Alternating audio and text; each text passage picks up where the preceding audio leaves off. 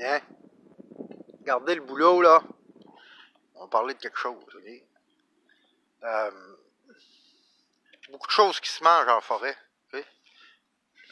L'été, là, c'est l'été, printemps, automne, là, c'est vraiment des saisons de cueillette. Si les Amérindiens étaient capables de passer au travers de nos hivers, c'est qu'ils se faisaient pas garrocher en plein hiver en forêt.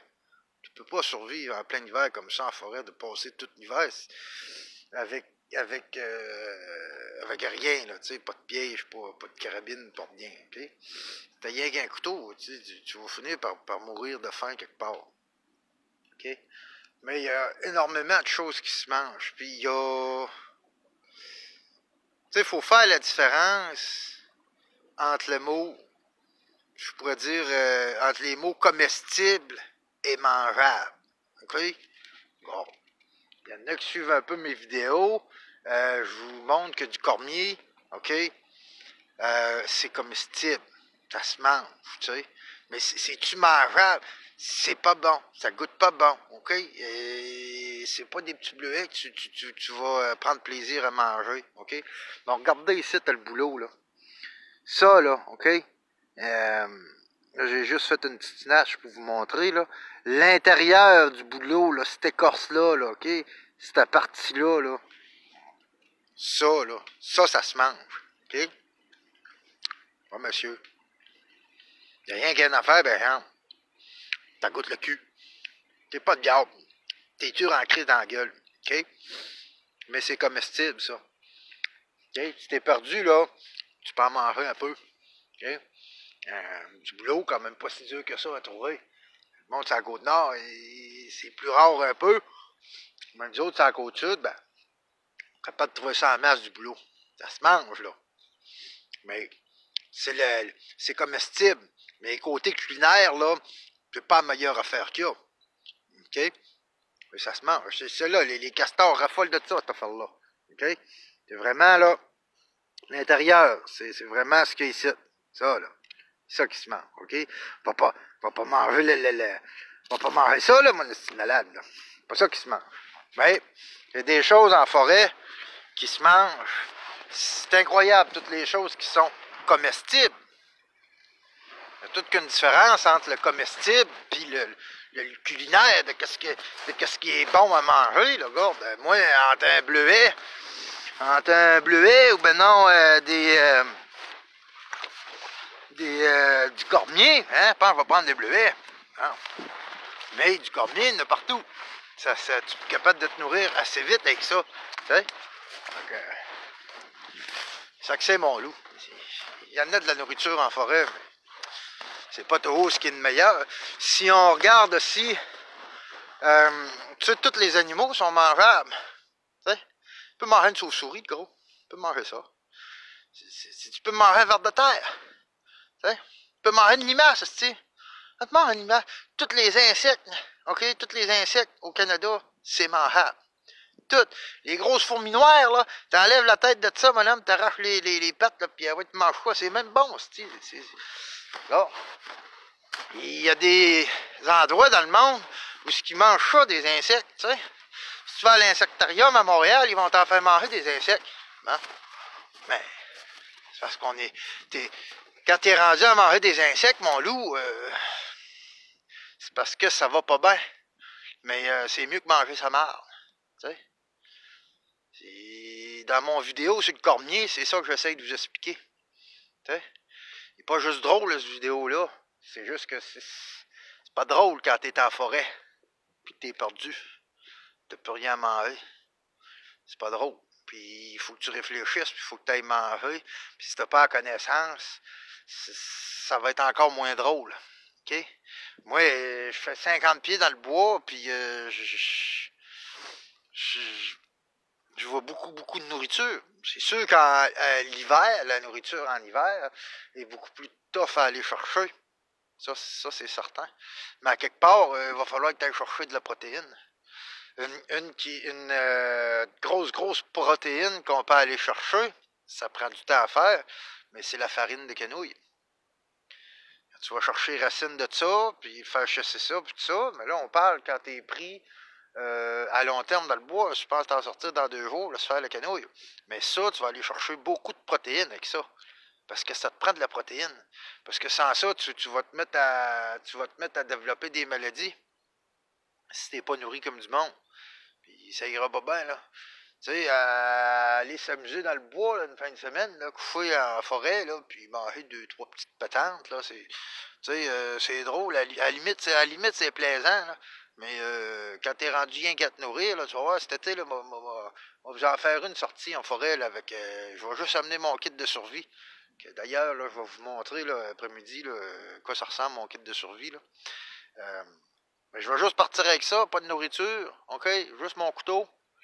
Puis on va se débattre pour survivre une bonne semaine en forêt, quoi de même. Vous allez voir que je tombe sur une limace, mais manger la limace. Je tombe sur un ver de terre, ben manger le ver de terre. Je tombe sur un escargot, ben manger l'escargot. Tu sais? Fait que. Puis il faut faire attention, les plantes aussi, parce que les plantes, c'est pas toutes les plantes, par exemple, qui se mangent. Il y a des plantes qui peuvent tuer un enfant en dedans d'une heure. Là. Il y a des plantes, que ça ira pas bien. L'eau aussi. Hein? Si tu pognes la maladie qu'on appelle la maladie du castor, c'est la maladie en fait qui se ramasse dans n'importe quelle marde qu'un animal a contracté, qui se ramasse dans l'eau. Mon chum, si tu bois ça, c'est pas mortel. C'est pas mortel, là. Mais tu vas avoir la chiasse pendant une dizaine de jours. T'es-tu imaginé, t'es pris dans le bois avec la chiasse pendant 10 jours? Complètement débile. Complètement débile. Et je vous le souhaite pas. Fait que moi, dans mes vidéos, quand je me répète, là, mais quand je vous montre des plantes à manger, des petits fruits puis des racines, faut que vous allez faire vos propres recherches. OK? T'arrives pas dans le bois commencer à faire ton aventurier, si faire comme les lurlus barbus que vous avez en face de vous autres, là. Le petit loup nous a dit de manger ça, là. Non, vous allez étudier, achetez-vous des livres, allez en forêt, OK? Allez les tâter, les plantes, regardez-les, OK? Il y a des choses qui, tu sais, tu peux te faire une tisane de sapin, OK? Je vais vous donner un exemple. Tu peux te faire une tisane de sapin, OK? Il y a des protéines puis tout ça là-dedans. Puis ça va un petit peu tromper ta faim, si tu veux. Bon, un gars se fait une tisane de sapin, il n'y a pas de problème. Par exemple, il y a une sorte d'arbuste qui pousse au sol. Les gars de bois, là, pensez-y, vous avez déjà tombé là-dessus. Là. Ça ressemble à des branches de sapin, mais qui sortent du sol. Tu sais, c'est pas comme le sapin qui est en arrière de moi, là. Ça pousse pas comme un arbre, ça pousse au sol. Mais ça ressemble à des branches de sapin qui sortent, OK? Puis ça, là, asti, ça peut te rendre gravement malade. Puis, je sais pas si ça peut tuer vraiment un homme adulte, mais ça peut tuer un enfant, OK? Mais si tu fais une tisane avec ça, c'est sûr que tu files pas bien. Fait que c'est vraiment important que vous allez étudier vos plantes. Étudie tes plantes, étudie tes racines, fais des tests à la maison. Ceux qui vont chercher du champignon en forêt, là, ils savent, là. Okay? Va pas commencer à tester ton champignon dans le bois, là. Il faut que tu l'étudies à plein ta matière, là. Puis une fois que tu sais c'est quoi, dès que tu peux te nourrir de champignons en forêt, une fois que tu sais vraiment c'est quoi, fais-toi les montrer par d'autres, puis étudie-les. OK? Fait que si vous voulez vraiment faire pratiquer ce qu'on appelle la survie en forêt, moi c'est sûr que le terme survie, je l'emploie pas pareil. Dans mes vidéos, je vous montre pas comment survivre en forêt. Je vous montre comment vivre en forêt. Pour moi, de la survie, c'est quand t'es dans la marde, dans la bobette, pis ça va pas bien en tabarnak, puis il faut que tu te sortes au plus sacrant de là. Aller passer 2 jours en forêt, puis te faire un petit feu, puis te faire une cabane, pour moi, je vois pas ça comme de la survie. Je vois ça comme de la vie en forêt. Ça, c'est pas pareil. C'est vraiment pas la même chose, à mon idée, à moi. C'est une pratique de survie, mettons. Fait que quand vous faites vos pratiques de survie, ben, étudiez vos plantes, étudiez vos racines, étudiez tout ce qui se mange, aussi, n'importe quoi. Parce que faut pas penser que vous allez vous nourrir de viande en forêt. C'est un fusil, oui, puis même encore là, comment d'entre vous qui reviennent de la chasse bredouille? Hein, tu l'as pas vu de perdrix, là? Si tu te nourriras pas, là. À vous dire, moi, là, les racines que je vous montrais, là, qui me servent de patates en forêt, là, regarde, c'est les, comment on appelle ça, la rhubarbe du diable, là. Bon. Je regarderai, ceux qui suivent mes vidéos savent de quoi je parle, mais ça, regarde, t'es capable de nourrir un homme bien plus facilement avec ça qu'en essayant de courir après un lapin. Tu vas perdre de tes protéines, tu vas perdre ton énergie à essayer de courir après une esti de lièvre dans le bois. Puis de la viande, oubliez ça en forêt quand vous êtes mal pris. Il va falloir que vous vous tournez vers la cueillette. T'sais. Comme moi, je suis un chasseur-cueilleur. Ou plutôt, je suis un cueilleur-chasseur. Et regarde, cet automne, je courais après les orignales, puis je partais, moi je marche avec ma carte et boussole, puis là j'ai été obligé de rebrousser le chemin parce que j'avais déjà fait une bonne récolte, puis j'avais les poches pleines, puis en fait c'était plus important pour moi d'avoir de quoi me nourrir qu'aller voir mes orignales, tu sais. Fait que à cette heure, quand je rentre dans le bois, je m'en vais à chasse à porte-bris, mais je reviens jamais bredouille. Je reviens avec une racine, je reviens avec un chaga, je reviens avec une plante, je reviens avec du thé, je reviens avec n'importe quoi. Puis je remplis ma maison, puis j'essaie de mettre le plus possible de faire mes récoltes pour l'hiver. C'est comme ça. Si tu veux passer un hiver en forêt, faut que tu te prennes. C'est une job à l'année, vivre dans le bois, en fait. Une job à l'année. Tout l'été, tu vas faire de la récolte. Puis c'est bien certain que je ne recommencerai pas à aller récolter ce que je viens de vous montrer, là, de l'écorce de bouleau. Là. Ça, c'est quand t'es dans la marde, puis ça goûte même pas bon. Par exemple,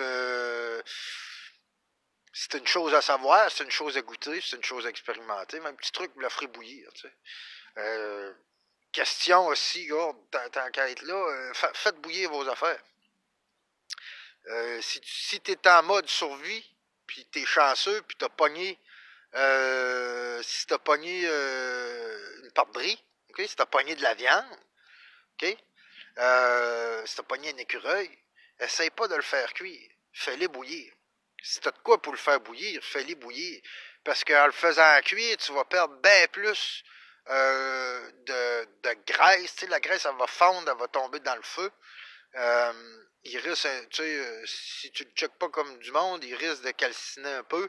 Mais si tu fais bouillir, tu vas aller chercher vraiment plus de protéines. Tu vas aller vraiment chercher plus. La moelle des os, là, elle va bouillir, puis elle va se défaire, puis elle va. Tu peux casser les os de ton écureuil pour aller chercher la moelle que tu vas avoir fait bouillir, puis tout ça. Puis après ça, ben, tu vas boire tout le jus de ça. Tout le gras de ça. Puis le cerveau, la tête, tout, le cerveau, là, ça se mange, les bajoux, la langue, les yeux, tout ça bouffe, là. Fait que tu fais tout bouillir ça. Fait que t'es sûr de pas avoir un. T'es sûr de maximiser au maximum ta nourriture. C'est ça que c'est, mon loup. Fait que bonne sortie en forêt, boys, puis les girls. Puis c'est ça. Vous avez des questions, des fois, venez me poser. Puis renseignez-vous, puis achetez-vous des petits livres en forêt, ou ben non, regarde, allez voir du monde qui connaisse un peu plus ça, ou comme moi, justement, si vous avez des questions sur certaines choses, sur ce que je mange, puis tout ça, venez, ça va me faire plaisir. C'est comme le feu par friction. Vous voulez l'apprendre, là, venez me parler en privé, puis regarde, on vit dans l'ère de la technologie. Tu sais, c'est pas parce que tu habites à Montréal, là, que je suis pas capable de te montrer comment allumer un feu par friction. On se mettra FaceTime, puis je te le montrerai directement. Tu iras chercher ce qu'il te faut en forêt. Tu t'essayeras. Puis après ça, si t'es pas capable, tu sais, comme je dis, on se fera on se fera du live. Puis vous allez être capable d'allumer un feu. Un feu par friction, un feu par friction, c'est extrêmement facile à allumer. C'est facile, ça n'est que de la technique. T'sais? Moi, je me plais à dire un peu que on pourrait utiliser le terme du druide, ok? En fait, je pratique la science de mère nature, ok? Puis allumer un feu, c'est scientifique, ok? Ça te prend les bons ingrédients. Puis si tu as les bons ingrédients, puis tu fais la bonne méthode, tu vas allumer du feu. Tu vas être mort de rire. Tu vas être mort de rire. Puis s'il y a bien une chose qu'il faut que vous pratiquez, puis vous connaissez, puis vous maîtrisez, c'est le feu. Le feu par friction. C'est ce qui va te sauver. Parce que te nourrir en forêt, ça... Te nourrir en forêt, c'est pas... quand t'es perdu, là, ça vient en dernier. OK? Il faut que tu te loges. OK? Il faut que tu trouves une... faut que tu te fasses un abri pour te protéger de la pluie. OK? Puis ton ennemi numéro un, c'est le froid et l'humidité. OK? Donc, tu as besoin de deux choses à savoir. Comment faire un abri, puis comment allumer du feu.